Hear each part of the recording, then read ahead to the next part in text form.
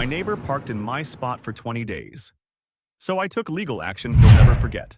I moved into the new apartment complex on a rainy Monday, the kind of day that feels like the world is giving you permission to start over. After my divorce, I needed a clean slate. I chose this building for its quiet vibe, its proximity to the park, and, oddly enough, the fact that each unit had a reserved parking spot. It was one of those small things that made me feel like maybe, just maybe, my life was coming together again.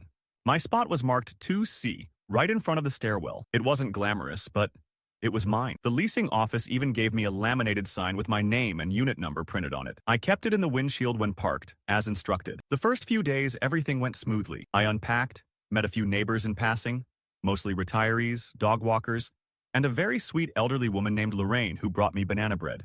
On day 4, I walked out with my laptop bag slung over my shoulder, ready to drive to a co-working space, and stopped dead. A dark green Dodge Ram was in my spot. No sign, no sticker, just there. At first, I assumed it was someone who'd gotten confused or had guests over. I left a polite note under the wiper. "Hi, this is a reserved spot for Unit 2C.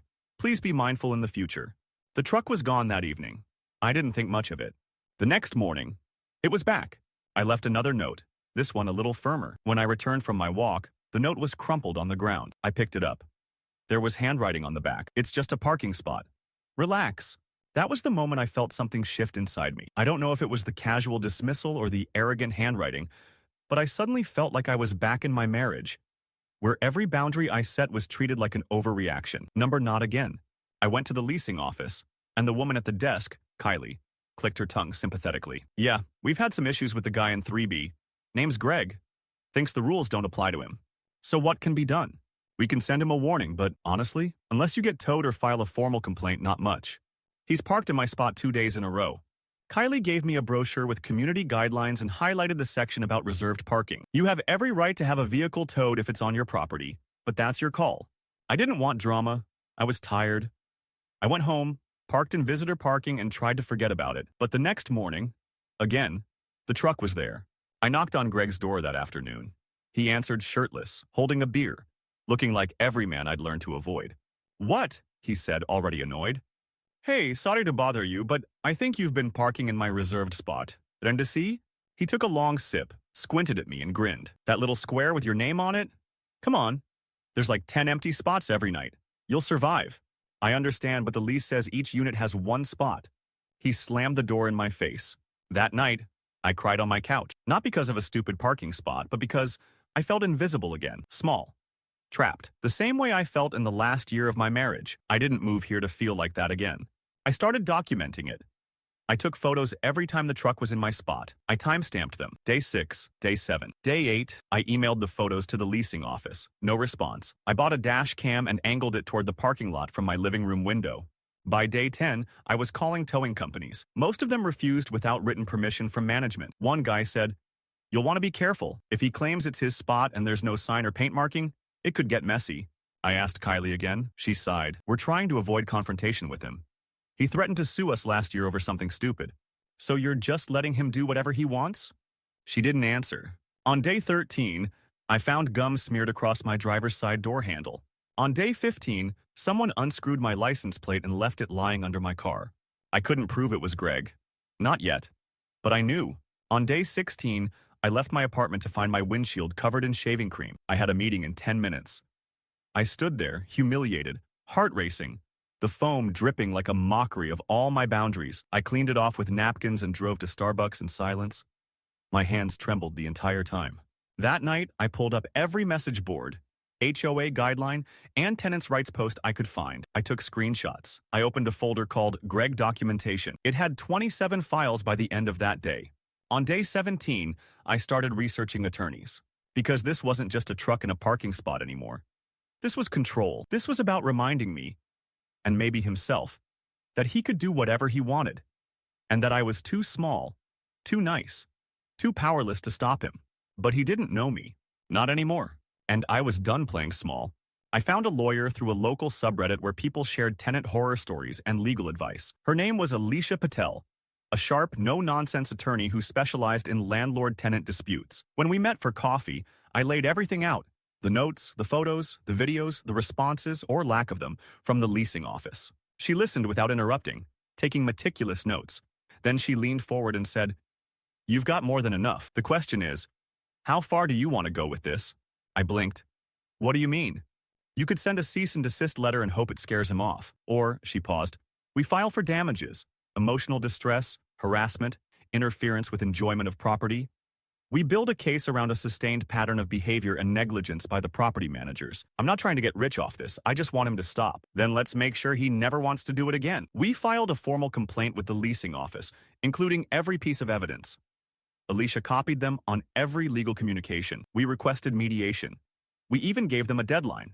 Greg responded the way I expected, poorly. That night, I heard loud music thumping through the walls. A few hours later, someone pounded on my door. I didn't answer. The next morning, I found a dead rat placed directly in front of my door, its tail stretched toward my welcome mat like a warning. I vomited. Alicia wasn't surprised. "Classic escalation," she said. "But this actually helps us. It shows a pattern of intimidation." By day 19, Greg wasn't even pretending to hide. He parked sideways in my spot, taking up part of the space next to mine too. I watched from my window as he swaggered back to his apartment, flipping off my camera with a smug grin. That image would come to mean something later. The building manager finally responded to Alicia's notice on day 20. They offered to mediate the situation, a generic email promising to look into it. Alicia drafted a formal response citing breach of lease, tenant endangerment, and failure to enforce community guidelines. She attached our intent to pursue legal remedy if conditions weren't met by the end of the week. That night, someone tried to pry open my mailbox. The lock was twisted, hanging like a broken tooth. I called the police.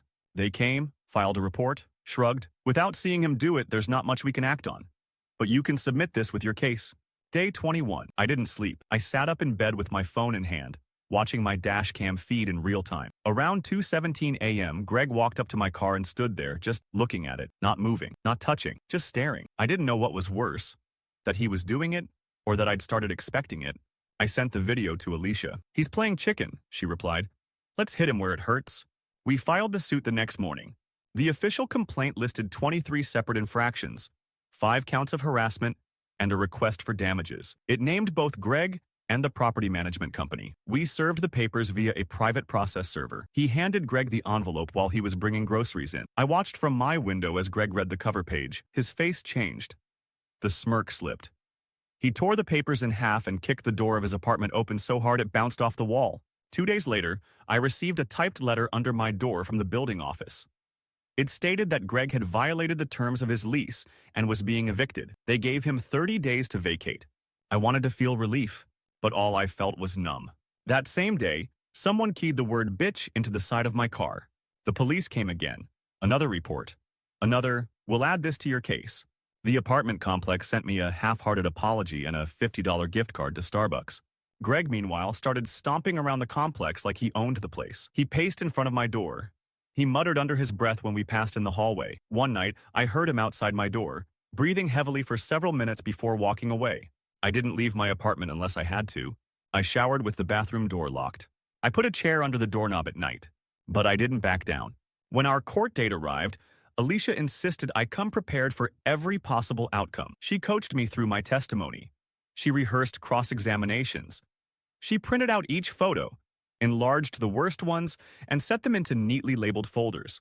Greg arrived to court in a cheap suit, with a lawyer who looked like he'd rather be anywhere else. He played it casual, smiled, shrugged. When he took the stand, he said he didn't even know the spot was assigned, that I seemed unstable, that I overreacted.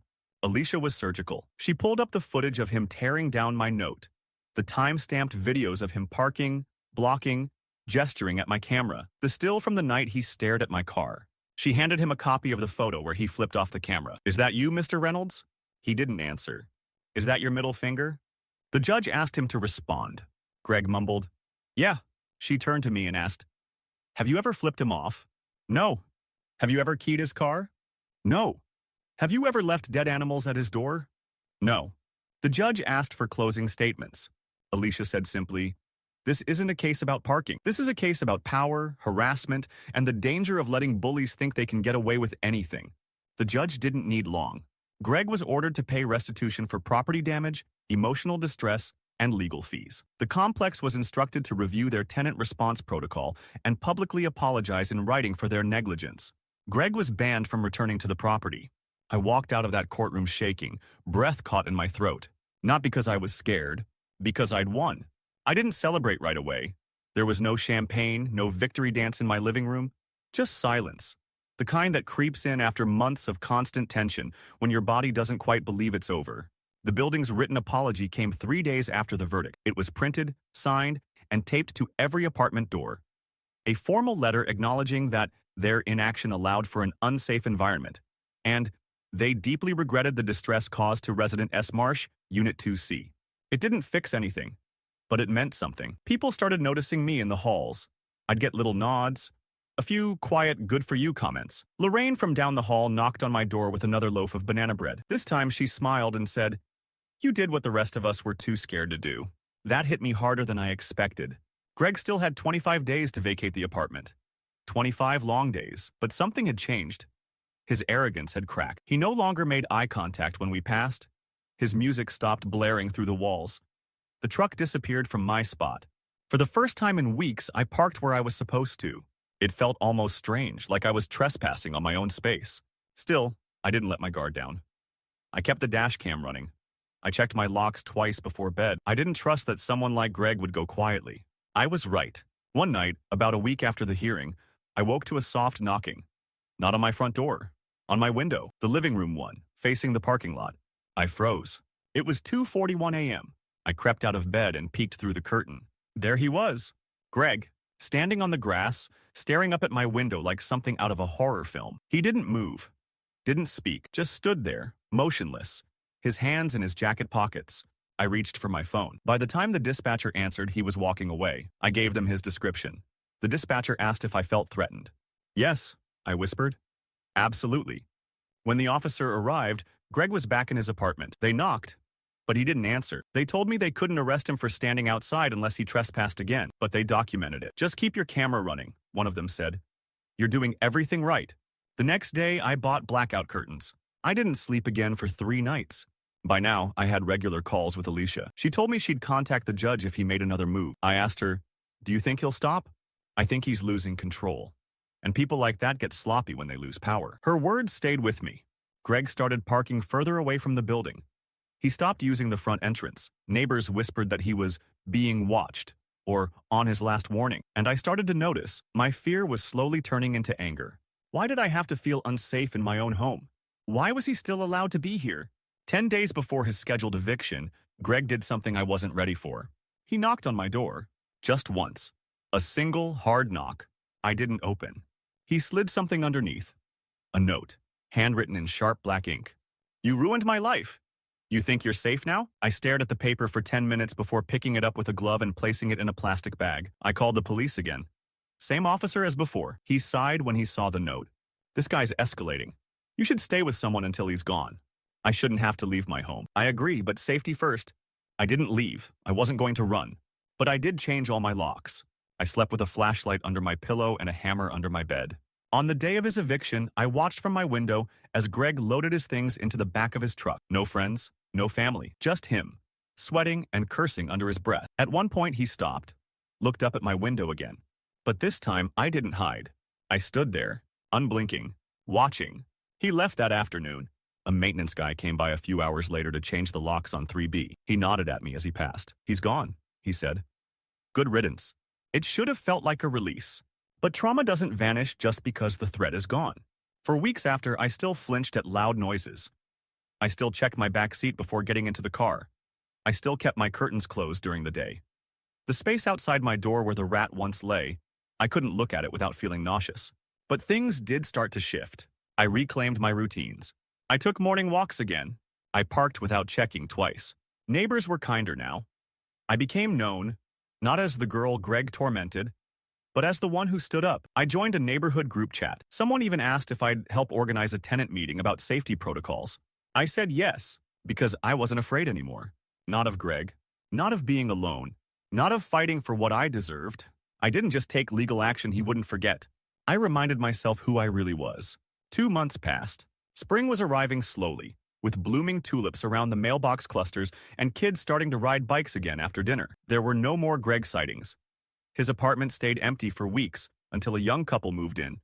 Quiet, respectful, kind. They introduced themselves with a bottle of wine and asked if the building was as peaceful as it looked. I almost laughed, but I said, "It is now." I thought that was the end of the story, until a letter arrived. It was addressed to me, no return address, postmarked from a town a few hours away. Inside was a single sheet of paper with clipped newspaper articles, 3 in total. The first was a mugshot, Greg. His name, his face. He'd been arrested for trespassing at his former workplace. The second article described an altercation in a parking garage. The third was more disturbing. A complaint filed against him for stalking a former coworker. My hands trembled as I held the papers. I hadn't heard from him, hadn't seen his truck, but something about this, it felt like a warning. Or worse, a message, like he was trying to show me what he was still capable of. I brought the letter to Alicia. She reviewed it carefully. If it was sent by him, it's a veiled threat. If it wasn't, someone's trying to get under your skin. Either way, let's file a report. So we did. Another visit to the police station, another cold chair, another form. I left feeling like I'd opened the wound all over again. But I didn't let it consume me this time. Instead, I focused on healing, real healing, not just surviving. I joined a trauma support group that met every Thursday night in a community center basement. At first, I didn't speak, I just listened. There were women who'd lived through far worse than I had, but every single one of them talked about the same thing: how easy it is to doubt yourself when someone chips away at your reality, piece by piece. Eventually, I told my story. About the parking spot, about the escalation, about how I thought I was overreacting, until I realized I'd been conditioned to believe that speaking up made me the problem. After I finished, a woman across the room nodded slowly and said, "That's not a story about parking. That's a story about reclaiming your voice." That stuck with me. It changed how I saw the entire ordeal. Greg wasn't just a bully with a truck. He was a symbol of every moment in my life when I'd swallowed my discomfort to keep the peace. Every time I'd shrunk myself down to avoid conflict. Every time I'd said, "It's fine," when it wasn't. The courtroom wasn't just about justice. It was about finally standing tall. Around this time, Kylie from the leasing office reached out. She wanted to meet. Said the company had taken a hard look at our tenant engagement policies and wanted resident input for improvements. I met her in the lounge near the pool. She looked different, less guarded, more human. She apologized sincerely. Said she should have done more, sooner. That Greg had a reputation, but no one had been willing to confront him directly. "Your case gave us a wake-up call," she said. "You didn't just protect yourself. You made this place safer for everyone else." She offered me a rent credit for 3 months. It wasn't about the money. It was about acknowledgement. I accepted it. We ended up talking for over an hour. Not just about Greg, but about loneliness, fear, starting over. She told me she'd once been in a toxic relationship too. That's why she understood more than she let on. That conversation reminded me of something I'd nearly forgotten, that most people want to do the right thing. They're just scared, or tired, or unsure of how to start. I went home that night and finally, took the chair out from under my door handle. It felt symbolic, like some invisible weight had shifted. Weeks turned into months. I started freelancing with more confidence. I even accepted a client project that required in-person meetings, something I would have found paralyzing before. I began dating again, slowly, cautiously. I volunteered to organize a tenant safety workshop, which ended up being a bigger success than I expected. We had over 30 people show up. One woman thanked me afterward with tears in her eyes. She said she'd felt helpless for years, like her complaints didn't matter. "But after what you did," she said, "I realized maybe they do." That was the first time I cried in public without feeling ashamed. Not long after, I wrote an essay about my experience and submitted it anonymously to a community newsletter. It was titled, "The Space We Deserve."